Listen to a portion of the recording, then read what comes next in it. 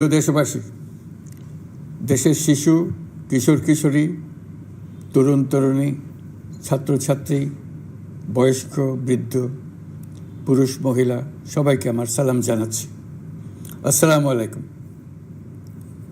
বক্তব্যের শুরুতে আমি গভীর শ্রদ্ধা জানাচ্ছি জুলাই আগস্ট মাসে ফ্যাসিবাদের বিরুদ্ধে ছাত্র শ্রমিক জনতার অভ্যুত্থানে নিহত সকল শহীদের প্রতি। আমি আরও স্মরণ করছি তাদের যারা ফ্যাসিবাদী শক্তির প্রাণঘাতী অস্ত্রের সামনে হিমালয়ের মতো দাঁড়িয়ে অন্যায়ের প্রতিবাদ করে মৃত্যুকে আলিঙ্গন করেছে, আহত হয়েছে, পঙ্গুত্ব বরণ করেছে, হারিয়েছে তাদের চোখের দৃষ্টি। সেই সব বীরদের স্মরণ করছি যারা মিথ্যাচার, লুটপাট, স্বৈরতন্ত্রের বিরুদ্ধে এক দফা দাবি নিয়ে দাঁড়িয়েছিল। কৃতজ্ঞতা চিত্তে স্মরণ করছি আপনাদের ভাই বোনদের, আপনাদের সন্তানদের যারা এই বিপ্লবে অংশগ্রহণ করেছিল। প্রিয় দেশবাসী, আমি আগেও জানিয়েছি, আবারও জানাচ্ছি, গণ অভ্যুত্থানে সকল শহীদের পরিবারকে পুনর্বাসন করা হবে। সকল আহত শিক্ষার্থী, শ্রমিক জনতার চিকিৎসার সম্পূর্ণ ব্যয় সরকার বহন করবে। আহতদের দীর্ঘমেয়াদী এবং ব্যয়বহুল চিকিৎসা এবং শহীদদের পরিবারের দেখাশোনার জন্য স্বাস্থ্য মন্ত্রণালয়ের নেতৃত্বে একটি পূর্ণাঙ্গ তালিকা প্রস্তুত করা হয়েছে। এখন এই নতুন তথ্য পাওয়ার ভিত্তিতে এই তালিকা হালনাগাদ করা হতে থাকবে। গণ অভ্যুত্থানের শহীদদের স্মৃতি ধরে রাখতে সরকার তার যাত্রা লগ্নে জুলাই গণহত্যা স্মৃতি ফাউন্ডেশন নামে একটি ফাউন্ডেশন প্রতিষ্ঠার উদ্যোগ নেয়। এখন সেই ফাউন্ডেশন তৈরি হয়েছে। সকল শহীদ পরিবার এবং আহতদের সর্বোত্তম চিকিৎসা সহ তাদের পরিবারের সম্পূর্ণ দায়িত্ব এই ফাউন্ডেশন গ্রহণ করছে। এই ফাউন্ডেশনে দান করার জন্য দেশের সকল মানুষ এবং বিদেশে অবস্থানরত বাংলাদেশিদের আমরা আহ্বান জানাচ্ছি। গত মাসে কুমিল্লা, নোয়াখালী, সিলেট অঞ্চলে আকস্মিক বন্যা এসব এলাকার মানুষকে হতভম্ব করে দিয়েছে। এখানে বেশিরভাগ এলাকায় কোনো দিন বন্যা হয়নি। তারা বন্যা মোকাবেলা করে অভ্যস্ত নন। দেশপ্রেমিক সশস্ত্র বাহিনী তাৎক্ষণিকভাবে বন্যা আক্রান্ত সবাইকে রক্ষার জন্য এগিয়ে আসে। সেনা, নৌ এবং বিমান বাহিনী পরস্পরের সঙ্গে সমন্বয় করে একযোগে কাজে নেমে পড়ার ফলে মানুষের দুর্ভোগ কম হয়েছে। এর পরপরই এনজিও এবং সাধারণ মানুষ দেশের সকল অঞ্চল থেকে দলে দলে এগিয়ে এসছে। আমি বিশেষ করে দেশপ্রেমিক সেনাবাহিনীকে আবারও ধন্যবাদ জানাচ্ছি। দেশের সকল দুর্যোগকালে তারা সবসময় আন্তরিকভাবে এগিয়ে এসছে। বিশেষ করে বন্যা ও শান্তি শৃঙ্খলা রক্ষার কাজে তাদের সৈনিক এবং অফিসাররা দিনের পর দিন যেভাবে দায়িত্ব পালন করেছে তার কোনো তুলনা হয় না। জনজীবনে স্বস্তি ও আত্মবিশ্বাস প্রতিষ্ঠায় তাদের ভূমিকা অনন্য। বাংলাদেশ সশস্ত্র বাহিনীর সকল সদস্যকে আমি ধন্যবাদ জানাই তাদের সততা, ত্যাগ ও অসীম দেশপ্রেমের জন্য। দেশের স্বাধীনতা সংগ্রাম থেকে শুরু করে বন্যা, খরা, ঝড়, বৃষ্টি, ঘূর্ণিঝড়, সকল প্রাকৃতিক দুর্যোগে আপনারা সকলের শেষ ভরসার স্থান। দেশের প্রতিটি ক্রান্তি লগ্নে আপনারা দেশের মানুষের পাশে থেকেছেন। দেশের স্বাধীনতার পক্ষে, সার্বভৌমত্বের পক্ষে অবস্থান নিয়েছেন। দেশ গঠনে আপনারা সবার আগে এগিয়ে এসছেন। বিগত জুলাই হতে শুরু হওয়া গণ অভ্যুত্থান, বন্যা, নিরাপত্তা প্রদান, অস্ত্র উদ্ধার সহ সকল কার্যক্রমে আপনারা সফলভাবে দিনরাত কাজ করে যাচ্ছেন। সরকার ও জনগণের পক্ষ থেকে আমি আপনাদের প্রতি কৃতজ্ঞতা জানাচ্ছি। বন্যা আমাদের জনজীবনে আরেকটি দিক উন্মোচন করল। দেশের সকল জায়গায় মানুষের সক্রিয় সহানুভূতির জোয়ার উঠেছিল অবিশ্বাস্য মাত্রায়। ব্যবসায়ী, অর্থবান ব্যক্তিরা যেমন তাদের অর্থ নিয়ে স্বতঃস্ফূর্তভাবে এগিয়ে এসেছিল, তেমনি দেশের বিভিন্ন প্রান্তের সাধারণ মানুষ, স্কুল, কলেজ, বিশ্ববিদ্যালয়ের ছেলেমেয়েরা জোয়ারের ঢলের মতো যার যার সামর্থ্য নিয়ে এগিয়ে এসছে। অনেকেই ছুটে গেছে বন্যার্তদের সহযোগিতা করার জন্য। এনজিওরা বিভিন্ন জায়গা থেকে ছুটে গেছে তাদের সহায়তা নিয়ে। তাদের কাজে অনুপ্রাণিত হয়ে আমি এনজিও নেতাদের সঙ্গে বৈঠক করেছি কিভাবে সরকার তাদের কাজের সঙ্গে সরকারের উদ্যোগকে সমন্বিত করতে পারে, সেটার কাঠামো তৈরি করে দেওয়ার জন্য। বন্যা এখন চলে গেছে, কিন্তু পুনর্বাসনের কঠিন কাজ আমাদের সামনে রয়ে গেছে। সকলের সহযোগিতায় আমরা পুনর্বাসনের কাজটি সফলভাবে সমাধান করতে চাই। আইন শৃঙ্খলা পরিস্থিতির উন্নতির জন্য আমরা দিনরাত পরিশ্রম করে যাচ্ছি। যে সমস্ত ভাই বোনেরা তাদের গত 16 বছরের বেদনা জানিয়ে তার প্রতিকার পাওয়ার জন্য আমার অফিস এবং সচিবালয়ের অফিসসমূহের সামনে প্রতিদিন ঘেরাও কর্মসূচি দিয়ে আমাদের কাজকর্ম ব্যাহত করছিলেন, তারা আমার আহ্বানে সাড়া দিয়ে ঘেরাও কর্মসূচির থেকে বিরত হয়েছেন বটে, তবে অন্যত্র আবার তারা তাদের কর্মসূচি দিয়ে যাতায়াতে ব্যাঘাত সৃষ্টি করছেন। আমি কথা দিচ্ছি, আপনাদের ন্যায্য আবেদনের কথা আমরা ভুলে যাব না। আমরা সকল অন্যায়ের প্রতিকারের জন্য প্রতিশ্রুতিবদ্ধ। আমরা আমাদের দায়িত্বকালে যথাসম্ভব সব সমস্যার সমাধানের চেষ্টা করব। আমি আবারও অনুরোধ করছি, আপনারা যাতায়াতে ব্যাঘাত সৃষ্টি থেকে বিরত থাকুন। জাতি আপনাদের প্রতি কৃতজ্ঞ থাকবে। তৈরি পোশাক, ওষুধ শিল্প, এসব এলাকায় শ্রমিক ভাই বোনেরা তাদের অভিযোগ জানানোর জন্য ক্রমাগতভাবে এই শিল্পের কার্যক্রম পরিচালনা বন্ধ রাখতে বাধ্য করছেন। এটা আমাদের অর্থনীতিতে যে নেতিবাচক প্রভাব ফেলবে সেটা মোটেই কাম্য নয়। এমনিতেই ছাত্র শ্রমিক জনতার বিপ্লবের পর যে অর্থনীতি আমরা পেয়েছি সেটা নিয়মনীতিবিহীন দ্রুত ক্ষীয়মান একটা অর্থনীতি। প্রাতিষ্ঠানিক কাঠামো প্রায় ধ্বংসপ্রাপ্ত। বৈদেশিক মুদ্রার রিজার্ভ তলানিতে গিয়ে ঠেকেছে। আমরা এই অর্থনীতিতে প্রাণ সঞ্চারের চেষ্টা করছি, আমাদের উদ্যোগে সাড়াও পাচ্ছি। ঠিক এই সময়ে আমাদের শিল্প কারখানাগুলো বন্ধ হয়ে যাক, অকার্যকর হয়ে যাক, এটা আমাদের অর্থনীতিতে বিরাট আঘাত পড়বে। সেটা কিছুতেই আমাদের কাম্য হতে পারে না। শ্রমিক ভাই বোনদের অনেক দুঃখ আছে, কিন্তু সেই দুঃখ প্রকাশ করতে গিয়ে আপনাদের মূল জীবিকা বন্ধ হওয়ার উপক্রম হলে সেটা ঠিক হবে না। দেশের অর্থনীতি ধ্বংসপ্রাপ্ত হলে সেটা ঠিক হবে না। শ্রমিক মালিক উভয়ের পক্ষে আলোচনা করে এসব সমস্যার সমাধান আমরা অবশ্যই বের করব। আপনারা কারখানা খোলা রাখুন, অর্থনীতির চাকা সচল রাখুন, দেশের অর্থনীতিকে সোজা হয়ে দাঁড়াতে দিন। আমরা আপনাদের সমস্যার স্থায়ী সমাধান বের করার জন্য সর্বশক্তি প্রয়োগ করব। মালিক পক্ষের কাছে আমাদের আবেদন, আপনারা শ্রমিকদের সঙ্গে বোঝাপড়া করুন, কারখানা সচল রাখুন, অর্থনীতির দুর্বল স্বাস্থ্যকে সবল করে তুলুন। ওষুধ শিল্প এবং তৈরি পোশাক শিল্প দেশের গৌরব। এর মাধ্যমে আমাদের শ্রমিক ভাই বোনেরা তাদের কর্মকুশলতা বিশ্বকে মুগ্ধ করেছে। 40 বছর আগে বাবার হাত ধরে আইএফআইসিতে প্রথম আসা, এখন তো আইএফআইসি আমার ব্যাংক। এই দুই শিল্পের কোথায় কোথায় বাধা আছে, সমস্যা আছে, সেগুলো চিহ্নিত করে তাকে বাধামুক্ত করতে চাই।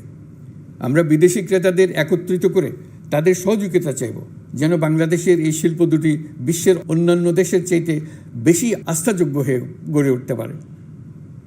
সব কিছুই সম্ভব যদি আমরা শ্রমিক মালিক সম্পর্কটা একটা নির্ভরযোগ্য, আনন্দদায়ক করে গড়ে তুলতে পারি।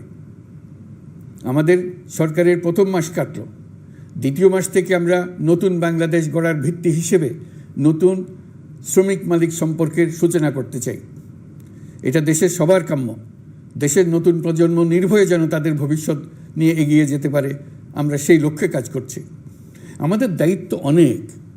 ন্যায়ভিত্তিক একটা সমাজ গড়ে তোলার জন্য একসাথে অনেকগুলো কাজ আমাদের হাত দিতে হবে। 1 জুলাই থেকে 5 আগস্ট পর্যন্ত ছাত্র জনতার গণ আন্দোলনকে দমন করতে যেসব ফৌজদারি মামলা দায়ের করা হয়েছিল, এর মধ্যে হত্যা মামলা ছাড়া বাকি প্রায় সকল মামলা প্রত্যাহার করা হয়েছে। এসব মামলায় গ্রেফতারকৃত সকলে মুক্তি পেয়েছে। দায়িত্ব গ্রহণের শুরুতেই অন্তর্বর্তীকালীন সরকার বিচার বিভাগের বড় সংস্কারের কাজে হাত দিয়েছে। যোগ্যতম ব্যক্তিকে প্রধান বিচারপতি নিয়োগ দেওয়াতে মানুষের মনে নতুন আশার সঞ্চার হয়েছে। আপিল বিভাগের বিচারপতি নিয়োগ, অ্যাটর্নি জেনারেল নিয়োগ এবং অন্যান্য নিয়োগগুলি অতি গুরুত্বপূর্ণ নিয়োগ, যেগুলো সবকটাই সম্পন্ন হয়েছে। সন্ত্রাস দমন আইন ও ডিজিটাল সাইবার নিরাপত্তা আইনে দায়েরকৃত মিথ্যা হয়রানিমূলক মামলাগুলো প্রত্যাহার করা হচ্ছে। সাইবার নিরাপত্তা আইন সহ বাংলাদেশে বিদ্যমান সকল কালো আইনের তালিকা করা হয়েছে। অতি সত্বর এই সকল কালো আইন বাতিল ও প্রযোজ্য ক্ষেত্রে সংশোধন করা হবে। সাংবাদিক সাগর রনি হত্যাকাণ্ড সহ বহুল আলোচিত 5টি হত্যাকাণ্ডের তদন্ত ও বিচার অগ্রাধিকার ভিত্তিতে ও দ্রুততম সময়ে নিষ্পত্তির জন্য সহায়তা প্রদান করা হচ্ছে। সম্প্রতি আমরা বলপূর্বক গুম থেকে সকল ব্যক্তির সুরক্ষার জন্য আন্তর্জাতিক কনভেনশনের সনদে স্বাক্ষর করেছি। ফলে স্বৈরাচার দ্বারা প্রতিষ্ঠিত গুম সংস্কৃতির সমাপ্তি ঘটানোর জন্য আন্তর্জাতিকভাবে আমরা প্রতিজ্ঞাবদ্ধ হলাম। এছাড়া আমরা ফ্যাসিবাদ শাসনের 15 বছরে গুমের প্রতিটি ঘটনা তদন্ত করার জন্য পৃথক একটা কমিশন গঠন করছি। যেসব পরিবার তাদের নিখোঁজ পিতা, স্বামী, পুত্র এবং ভাইদের পাওয়ার জন্য বছরের পর বছর যন্ত্রণার সাথে অপেক্ষা করছেন, আমরা আপনাদের বেদনায় সমব্যথী। আয়নাঘরগুলো বন্ধ করে দেওয়া হয়েছে এবং সেই সাথে বের হয়ে আসছে ফ্যাসিস্ট হাসিনা সরকারের গুমের শিকার ভাই বোনদের কষ্ট ও যন্ত্রণা গাথা। আমাদের তরুণ প্রজন্মের ভবিষ্যৎ যেন উজ্জ্বল হয়, সেটা নিশ্চিত করতে শিক্ষা ব্যবস্থার দিকে আমাদের পূর্ণ নজর রয়েছে। ইতিমধ্যে প্রথম শ্রেণী থেকে দ্বাদশ শ্রেণী পর্যন্ত বর্তমানের ত্রুটিপূর্ণ শিক্ষাক্রম পরিবর্তন করা হয়েছে। বই সংশোধন ও পরিমার্জনের কাজ শেষ পর্যায়ে আছে। এই সংস্কারের কাজ অব্যাহত থাকবে। বিশ্ববিদ্যালয়সমূহের উচ্চ প্রশাসনিক পদগুলো পূরণ করে শিক্ষা কার্যক্রম স্বাভাবিক করার কাজ দ্রুত গতিতে এগিয়ে চলেছে। বেসরকারি শিক্ষা প্রতিষ্ঠানগুলোর পরিচালনা বোর্ডে দখলদারিত্বের রাজনীতি বন্ধ করার ব্যবস্থাও নেওয়া হয়েছে। আপনারা নিশ্চয় লক্ষ্য করেছেন, আমাদের প্রথম মাসে দেশের প্রায় সকল বিশ্ববিদ্যালয়ের উপাচার্য এবং উপাচার্য মহোদয়গণ পদত্যাগ করেছেন। উচ্চশিক্ষার ক্ষেত্রে এটা বিরাট শূন্যতার সৃষ্টি করেছে। প্রথম মাসে আমরা ক্রমাগতভাবে প্রতিটি বিশ্ববিদ্যালয়ে সবার কাছে গ্রহণযোগ্য এমন উপাচার্য এবং উপাচার্য নিয়োগ দেওয়ার কাজ শুরু করেছে। এর ফলে সকল সরকারি এবং বেসরকারি বিশ্ববিদ্যালয়গুলোতে নতুন উদ্যমে কাজ শুরু করার পরিবেশ সৃষ্টি হয়েছে। সংবাদ মাধ্যম ও মত প্রকাশের পূর্ণ স্বাধীনতা ইতিমধ্যে নিশ্চিত করা হয়েছে। আমরা সবাইকে বলে দিয়েছি, আপনারা মন খুলে আমাদের সমালোচনা করুন, আমরা সবার মতামতের প্রতি শ্রদ্ধাশীল। মিডিয়া যাতে কোনো রকম বাধা বিপত্তি ছাড়া নির্বিঘ্নে তাদের কাজ করতে পারে, সেজন্য একটা মিডিয়া কমিশন গঠন করা সরকারের সক্রিয় বিবেচনাধীন। আরও যেসব কমিশন সরকার সহ অন্য সবাইকে জবাবদিহিতার আওতায় আনতে পারে, আমরা তাদের পুনর্গঠন ও সংস্কারের উদ্যোগ নিয়েছি, যাতে তারা আরও শক্তিশালী হয়, জনকল্যাণে কাজ করে। দায়িত্ব গ্রহণের পর বিভিন্ন দেশের সরকার প্রধান টেলিফোনে এবং শুভেচ্ছা বার্তা পাঠিয়ে আমাকে অভিনন্দন জানিয়েছেন। বিভিন্ন দেশের রাষ্ট্রদূত এবং হাই কমিশনারবৃন্দ আমার সাথে সাক্ষাৎ করে দ্বিপাক্ষিক সহযোগিতা বৃদ্ধির আশ্বাস দিয়েছেন। আমার অনুরোধে সংযুক্ত আরব আমিরাতের 57 জন বাংলাদেশি যারা ফ্যাসিবাদ বিরোধী বিক্ষোভে অংশগ্রহণ করা বিভিন্ন মেয়াদে কারাদণ্ডে দণ্ডিত হয়েছিলেন, তাদের সাধারণ ক্ষমা ঘোষণা করেছেন সে দেশের সরকার। ইতিমধ্যে তাদের কয়েকজন দেশে ফিরে এসেছেন। এই ক্ষমা প্রদর্শন ছিল অতি বিরল একটি ঘটনা। এই জন্য আমি সংযুক্ত আরব আমিরাতের রাষ্ট্রপতি শেখ মোহাম্মদ বিন জায়েদ আল নাহিয়ানকে ধন্যবাদ ও কৃতজ্ঞতা জানিয়েছি আপনাদের সবার পক্ষ থেকে। যে সমস্ত সরকার প্রধানের সঙ্গে আমার টেলিফোনে যোগাযোগ হয়েছে, তাদের মধ্যে রয়েছেন ভারতের প্রধানমন্ত্রী নরেন্দ্র মোদী, পাকিস্তানের প্রধানমন্ত্রী শাহবাজ শরীফ। আমরা ভারত এবং অন্যান্য প্রতিবেশী রাষ্ট্রসমূহের সঙ্গে সুসম্পর্ক চাই, তবে সেই সম্পর্ক হতে হবে ন্যায্যতা এবং সমতার ভিত্তিতে। ভারতের সাথে আমরা ইতিমধ্যে বন্যা মোকাবেলায় উচ্চ পর্যায়ে দ্বিপাক্ষিক সহযোগিতার আলোচনা শুরু করেছি। দক্ষিণ এশিয়ায় আঞ্চলিক সহযোগিতা বৃদ্ধির লক্ষ্যে আমি সার্ক রাষ্ট্রগোষ্ঠী পুনর্জীবিত করার উদ্যোগ নিয়েছি। আমরা চাই আমাদের দেশ যেন একটি গণতান্ত্রিক দেশ হিসেবে বিশ্বের কাছে সম্মানের সাথে পরিচিত হয়। দেশের পরিকল্পনা যেন দেশের মানুষকেন্দ্রিক হয়, কোনো নেতা বা দলকেন্দ্রিক না হয়। আমরা স্বৈরাচারী হাসিনা সরকারের অহেতুক কোটি কোটি টাকা ব্যয়ের প্রকল্প বাস্তবায়িত হতে দেখেছি, যেগুলো কখনোই দেশের মানুষের জন্য ছিল না, বরং এর সাথে জড়িত ছিল কুৎসিত আমিত্ব এবং বিশাল আকারের চুরি। চলমান এবং প্রস্তাবিত সকল উন্নয়ন প্রকল্পগুলোর যাচাই বাছাই করার কাজ ইতিমধ্যে আমরা শুরু করেছি। প্রকল্প বাস্তবায়নের পর্যায় বিবেচনা করে বাকি কাজে ব্যয়ের সাশ্রয় এমনকি প্রয়োজন মতে তা বাতিল করার কথা বিবেচনা করা হবে। দেশের মানুষকে আর ফাঁকি দেওয়া চলবে না। কর্মসংস্থান তৈরি করবে এমন প্রকল্পগুলোকে আমরা অগ্রাধিকার দেব। লুটপাট ও পাচার হয়ে যাওয়া অর্থ ফিরিয়ে আনার উদ্যোগ আমরা নিয়েছি। আর্থিক খাতে শৃঙ্খলা ফিরিয়ে আনতে একটা ব্যাংকিং কমিশনও গঠন করার উদ্যোগ নেওয়া হয়েছে। বিভিন্ন ব্যাংকের পরিচালনা পরিষদ পুনর্গঠন করা হয়েছে। ব্যাংকিং খাতে এই 1 মাসে বিরাট পরিবর্তন এসেছে, আপনারা নিশ্চয়ই সেটা লক্ষ্য করেছেন। আমরা এই খাতে নিয়মনীতি প্রতিষ্ঠা করতে পেরেছি। আরও অনেক কাজ বাকি রয়ে গেছে। প্রথম মাসের কাজ হিসেবে শুধু প্রধান কাজগুলো করেছি, তার সঙ্গে রয়েছে আরও অনেক পরবর্তী কাজ। ফ্যাসিবাদী সরকার লুটপাট করার জন্য নতুন করে 60,000 কোটি টাকা ছাপিয়ে বাজারে ছাড়ার কারণে মুদ্রাস্ফীতির শিকার হয়েছে দেশের মানুষ। এই অতুলনীয় মুদ্রাস্ফীতি নিয়ন্ত্রণ অন্তর্বর্তী সরকারের অন্যতম প্রধান লক্ষ্য। মুদ্রাস্ফীতি নিয়ন্ত্রণের লক্ষ্যে পলিসি সুদের হার বৃদ্ধি করে 9% উন্নীত করা হয়েছে। মূল্যস্ফীতি থেকে সাধারণ মানুষকে সুরক্ষা দেওয়ার উদ্দেশ্যে ওএমএস খাদ্যবান্ধব কর্মসূচি সহ সুলভ মূল্যে প্রান্তিক মানুষের কাছে নিত্য প্রয়োজনীয় দ্রব্য সরবরাহ চলমান রাখা হয়েছে। মূল্যস্ফীতি মোকাবেলায় চলতি অর্থ বছরে চাল ও গম আমদানির জন্য 5,800 কোটি টাকা, আভ্যন্তরীণ সংগ্রহের জন্য 8,900 কোটি টাকা এবং খাদ্য ভর্তুকির 3টি প্রোগ্রামের জন্য 7,360 কোটি টাকা বরাদ্দ রাখা হয়েছে। বিভিন্ন স্টেক হোল্ডারের সাথে সভা করে মূল্যস্ফীতি নিয়ন্ত্রণের করণীয়সমূহ চিহ্নিত করা হয়েছে। পরিচালন ও উন্নয়ন ব্যয় যৌক্তিক পরিমাণে হ্রাস করার জন্য কার্যক্রম গ্রহণ করা হয়েছে। কৃষিপণ্য উৎপাদনের জন্য সার আমদানির ক্ষেত্রে প্রয়োজনীয় বৈদেশিক মুদ্রার সরবরাহ নিশ্চিত করার পদক্ষেপ নেওয়া হয়েছে। প্রকৃত চাষিগণ যাতে কৃষি ঋণ পেয়ে থাকেন তা নিশ্চিত করার উদ্যোগ নেওয়ার পাশাপাশি কৃষি ঋণের পরিমাণ বৃদ্ধি করা হয়েছে। মার্কিন ডলারের বিপরীতে টাকার বিনিময় হার স্থিতিশীল রাখার লক্ষ্যে বৈদেশিক মুদ্রার বিনিময় হারকে বাজার ভিত্তিক করা হয়েছে। কালো টাকা সাদা করার অনৈতিক অনুমতি বাতিল করা হয়েছে। বৈদেশিক মুদ্রার রিজার্ভ বৃদ্ধি করতে বিভিন্ন উন্নয়ন সহযোগীদের কাছ থেকে বাজেট সাপোর্ট চাওয়া হয়েছে। আন্তর্জাতিক মুদ্রা তহবিল থেকে অতিরিক্ত 3 বিলিয়ন মার্কিন ডলার, বিশ্বব্যাংক থেকে অতিরিক্ত 1 বিলিয়ন ডলার, জাইকা থেকে অতিরিক্ত 1 বিলিয়ন মার্কিন ডলার প্রদানের অনুরোধ করা হয়েছে। রূপপুর পারমাণবিক বিদ্যুৎ কেন্দ্র নির্মাণ প্রকল্পের অগ্রিম অর্থ পরিশোধ এবং বকেয়া পাওনা নিয়ে রাশিয়ান ফেডারেশনের সাথে অর্থ মন্ত্রণালয়ের আলোচনা চলছে।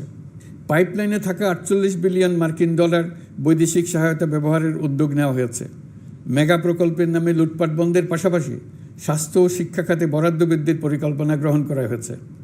বৈদেশিক মুদ্রার রিজার্ভের উপর চাপ কমানোর লক্ষ্যে রাশিয়া এবং চীন থেকে প্রাপ্ত ঋণের সুদের হার কমানো এবং ঋণের মেয়াদ বৃদ্ধির জন্য অনুরোধ জানানো হয়েছে। সকল উন্নয়ন সহযোগীদের সাথে সম্পর্ক আরও নিবিড় করার উদ্যোগ নেওয়া হয়েছে। সকল অর্থনৈতিক সূচক এবং পরিসংখ্যানের প্রকৃত মান বা সংখ্যা প্রকাশের জন্য নির্দেশনা প্রদান করা হয়েছে। জিডিপি, মূল্যস্ফীতি ইত্যাদি সঠিক উপাত্ত সংগ্রহ, প্রাক্কলন ও প্রকাশের জন্য নির্দেশনা দেওয়া হয়েছে। জাতীয় রাজস্ব বোর্ড এবং অর্থ বিভাগের রাজস্ব আয় সম্পর্কিত উপাত্তের মধ্যে পার্থক্য নিরসনে উদ্যোগ নেওয়া হয়েছে। প্রকৃত রপ্তানি আয় নিরূপণ এবং প্রকাশের নির্দেশনা দেওয়া হয়েছে। জাতীয় রাজস্ব বোর্ডের অটোমাইজেশনের লক্ষ্যে পরিকল্পনা গ্রহণ করা হয়েছে। পুঁজিবাজারকে স্বাভাবিক ধারায় ফিরিয়ে আনতে সিকিউরিটি এক্সচেঞ্জ কমিশন পুনর্গঠন করা হয়েছে।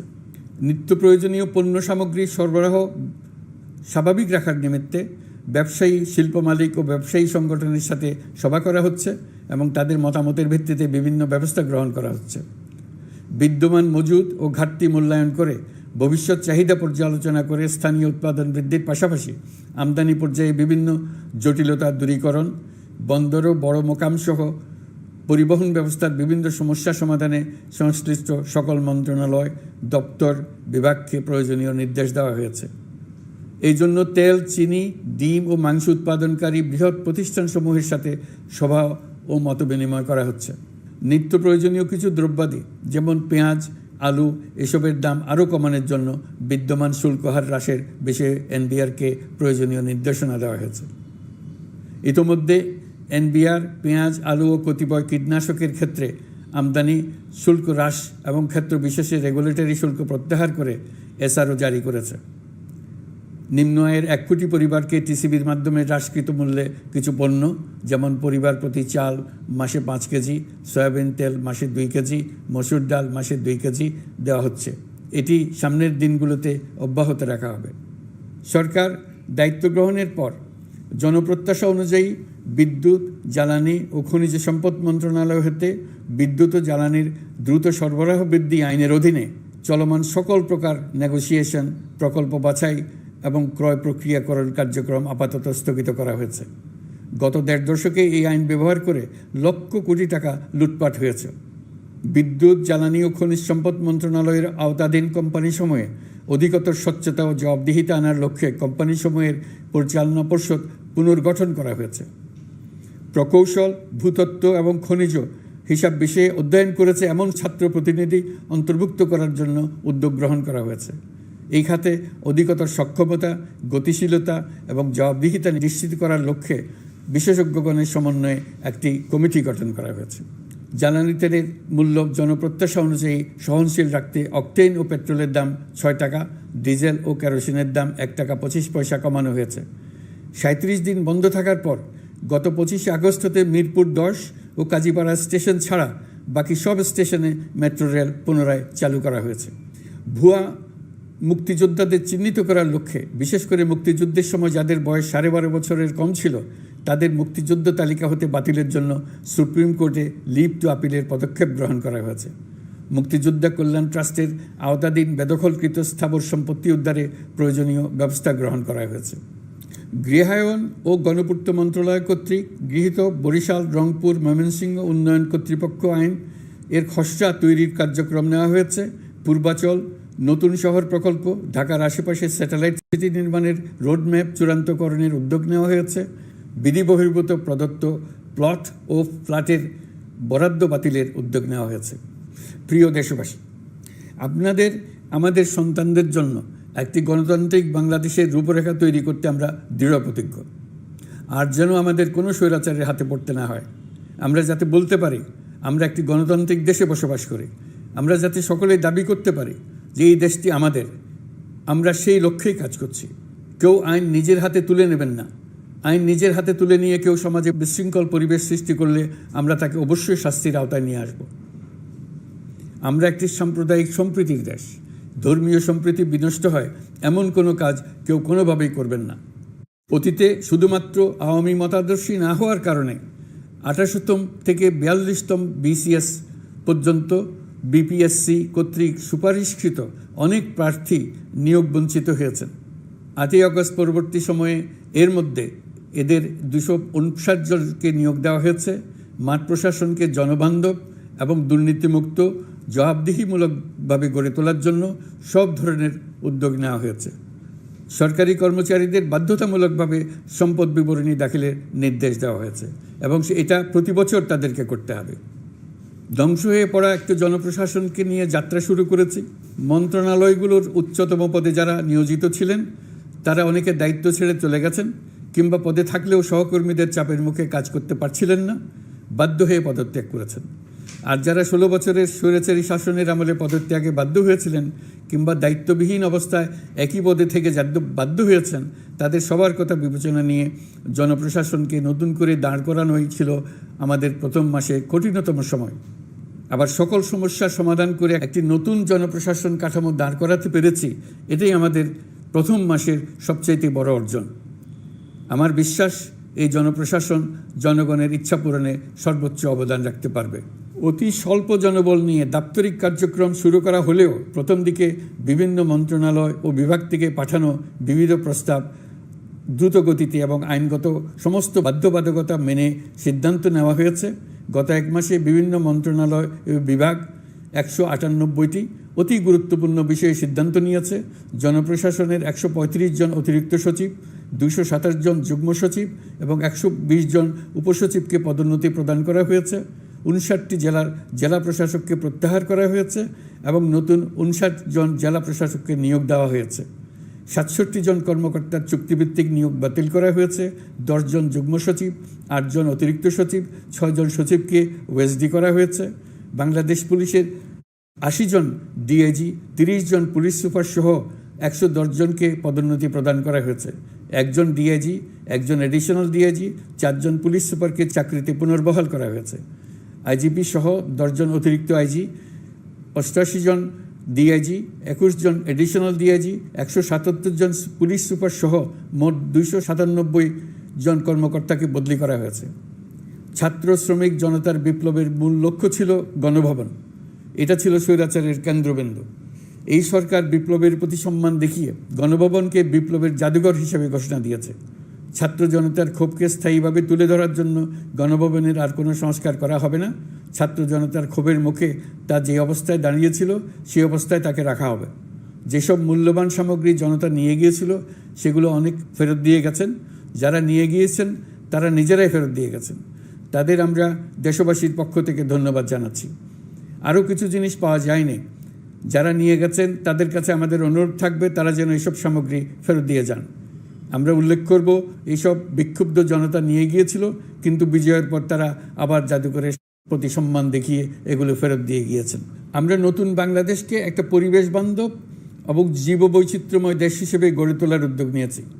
এটি তরুণদের আকাঙ্ক্ষা, আমাদের সবারই আকাঙ্ক্ষা। সেই লক্ষ্যে আমি প্রথমেই একটি ক্ষুদ্র পদক্ষেপ নিয়েছি। আমার বাসভবন এবং সমগ্র সচিবালয়ে প্লাস্টিকের পানির বোতল ব্যবহার নিষিদ্ধ করেছে। ইতিমধ্যে সুপার শপগুলোতে পলিথিনের শপিং ব্যাগ ব্যবহার বন্ধ করার উদ্যোগ নেওয়া হয়েছে। গত কয়েক দশকে যে পরিমাণ নদী দূষণ হয়েছে, আমরা তা বন্ধ করার উদ্যোগ নিয়েছি। আমরা সংস্কার চাই। আমাদের একান্ত অনুরোধ, আমাদের উপর যে সংস্কারের গুরু দায়িত্ব দিয়েছেন, সেই দায়িত্ব দিয়ে আপনারা দর্শকের গ্যালারিতে চলে যাবেন না।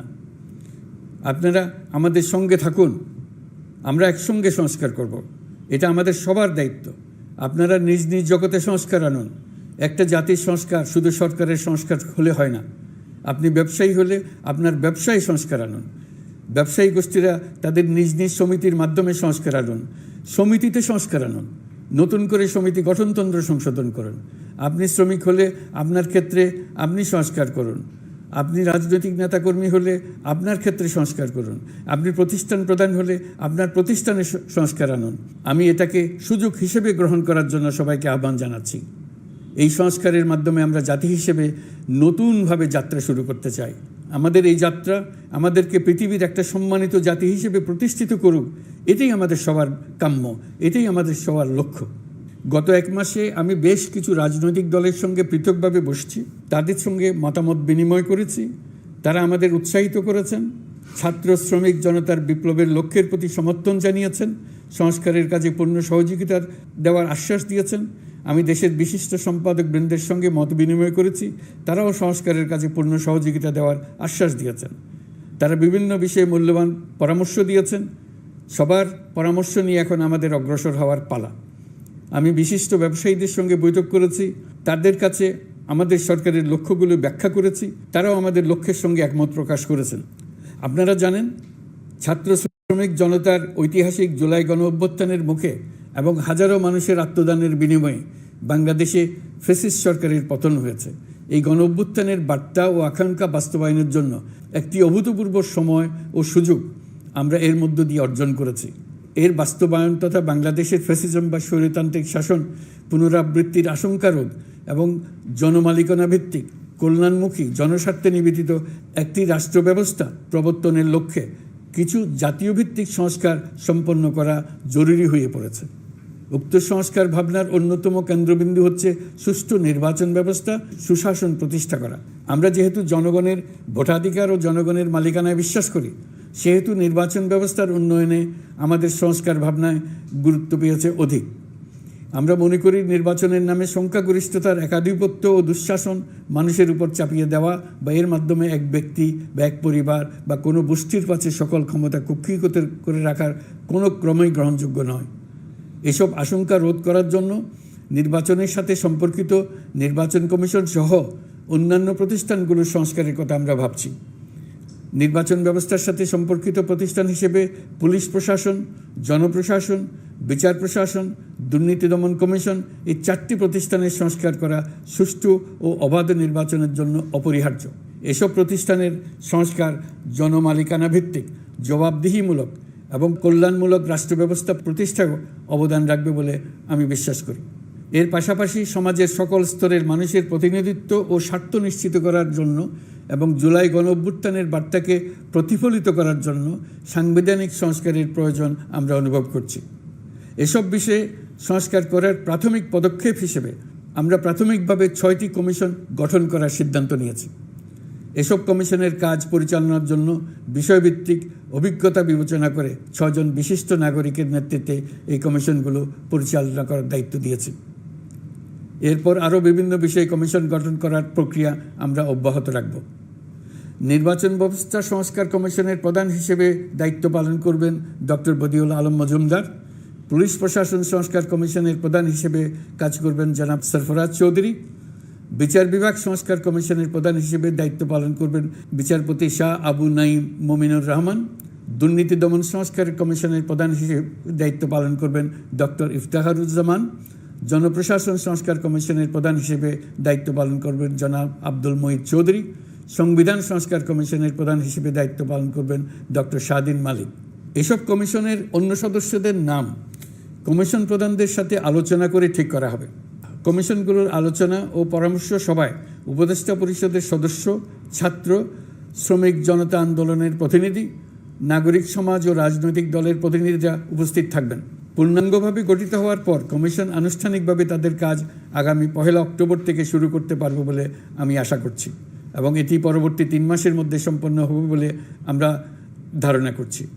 কমিশনের রিপোর্টের ভিত্তিতে সরকার পরবর্তী পর্যায়ে প্রধান রাজনৈতিক দলগুলোর সাথে পরামর্শ সভার আয়োজন করবে। চূড়ান্ত পর্যায়ে ছাত্র সমাজ, নাগরিক সমাজ, রাজনৈতিক দলের প্রতিনিধি, সরকারের প্রতিনিধি নিয়ে ব্যাপক ভিত্তিক 3 থেকে 7 দিন ব্যাপী একটি পরামর্শ সভার ভিত্তিতে সংস্কার ভাবনার রূপরেখা চূড়ান্ত করা হবে। এতে এই রূপরেখা কীভাবে বাস্তবায়ন হবে তার একটি ধারণাও দেওয়া হবে। এই আয়োজন জুলাই গণঅভ্যুত্থানের বার্তা বাস্তবায়ন ও রাষ্ট্র পুনর্নির্মাণ তাগিদের ঐক্যবন্ধনে গোটা জাতিকে শক্তিশালী ও আশাবাদী করে তুলবে বলে আমাদের বিশ্বাস। প্রিয় দেশবাসী, আমাদের সামনে অনেক কাজ। সবাই মিলে একই লক্ষ্যে আমরা অগ্রসর হতে চাই। আমাদের মধ্যে, বিশেষ করে আমাদের নতুন প্রজন্মের মধ্যে যে সুপ্ত প্রতিভা লুকিয়ে আছে সেটা যেন বিনা বাধায় রাষ্ট্রের এবং সমাজের সহযোগিতায় প্রকাশ করতে পারি, সেই সুযোগের কাঠামো তৈরি করতে চাই। সকলে মিলে আমাদের পরিবারের প্রতিটি সদস্যকে, সে ঝাড়ুদার হোক, ছাত্র হোক, শিক্ষক হোক, যে কোনো ধর্মের হোক, সবার সমান অধিকার নিশ্চিত করতে চাই। এই হলো আমাদের সংস্কারের মূল লক্ষ্য। আসুন ছাত্র শ্রমিক জনতার এই বিপ্লবের লক্ষ্যকে আমরা দ্রুত বাস্তবায়ন করি।